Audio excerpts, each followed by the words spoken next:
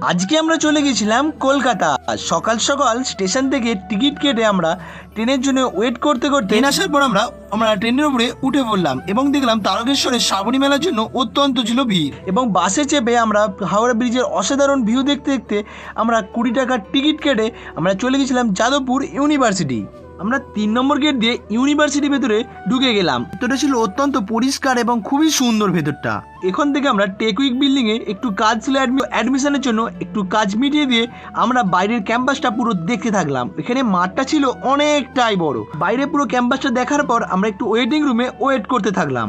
সমস্ত কাজ হয়ে যাওয়ার পর আমরা বাড়ির দিকে আবার ফিরে চললাম এবং বাস স্ট্যান্ডে এসে দেখি একটাও বাস নেই এবং আমরা কিছুক্ষণ ওয়েট করার পর এসে দেখি বাস পুরোটাই ফাঁকা। সিটে বসে নিয়ে আমরা একটু টিফিন করে নিলাম এবং বাইরের যে অসাধারণ ভিউ ছিল সেটা দেখতে দেখতে আমরা হাওড়া ব্রিজের উপর দিয়ে চলে এলাম। আমরা ট্রেনে চেপে বাড়ির দিকে চললাম এবং শেষমেশ আমরা বাড়ির দিকে চললাম। Bye bye.